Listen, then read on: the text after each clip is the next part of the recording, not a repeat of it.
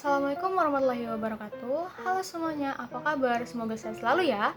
Hari ini kita akan belajar tema 5 tentang ekosistem, subtema 1, pembelajaran 1 tentang komponen ekosistem. Nah, kita mulai pembelajaran hari ini ya. Dimulai dari simak gambar di samping ini. Bagian hidup dan tak hidup pada sebuah lingkungan saling berinteraksi dan saling bergantung satu sama lain. Interaksi antar makhluk hidup dan benda-benda tak hidup pada sebuah lingkungan disebut ekosistem. Ekosistem tersusun dari 3 komponen, yaitu individu, populasi, dan komunitas. Untuk penjelasan lebih lengkapnya, mari kita simak percakapan Udin, Lani, Edo, dan Beni. Udin sangat gembira hari ini. Ia baru saja mendapatkan kiriman hadiah dari bibinya di kota, sebuah buku pengetahuan bergambar. Ia pun tak sabar ingin menunjukkannya kepada teman-teman. Hai kawan-kawan, aku punya sesuatu yang ingin kutunjukkan kepada kalian. Apakah itu, Udin? Kelihatannya sesuatu hal yang menarik. Tentu saja, aku mempunyai sebuah buku pengetahuan bergambar. Bibiku yang mengirimkan ini untukku. Wow, itu benar-benar menarik. Apa isi bukumu itu, Udin? Buku ini tentang berbagai jenis ekosistem di dunia.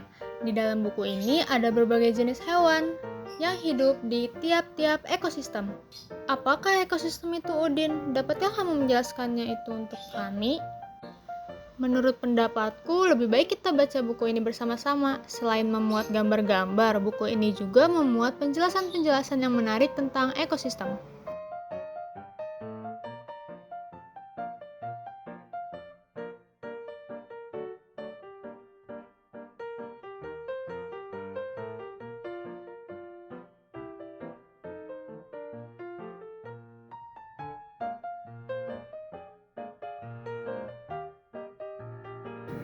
Nah, di depan kalian ini adalah isi dari buku Udin.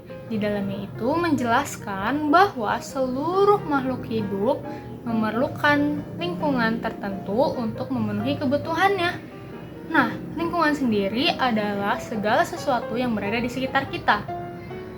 Sebuah lingkungan terdiri dari 2 bagian, yaitu bagian yang hidup atau yang biasa dikenal dengan biotik, dan bagian tak hidup atau abiotik.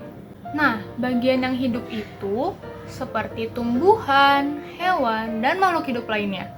Bagian lingkungan yang tak hidup itu terdiri dari cahaya matahari, udara, air, dan tanah. Nah, tadi di awal Ibu sudah menjelaskan sedikit mengenai bahwa yang tak hidup dan yang hidup itu selalu berkaitan, selalu ketergantungan satu sama lain. Kenapa sih? Nah, dua-duanya itu saling memanfaatkan. Seperti cahaya matahari dapat menghangatkan udara, air, dan tanah agar mencapai suhu yang sesuai dengan kebutuhan makhluk hidup. Nah, kemudian cahaya matahari juga membantu tumbuh-tumbuhan membuat makanannya. Air dan tanah merupakan bagian penting dari sebuah lingkungan. Air yang turun dari bentuk hujan meresap ke dalam tanah. Air di dalam tanah ini akan dimanfaatkan oleh tumbuhan yang hidup di atasnya dan makhluk hidup kecil lainnya yang hidup di dalam tanah. Jadi, yang hidup dan yang tak hidup itu saling menguntungkan dan saling memanfaatkan satu sama lain.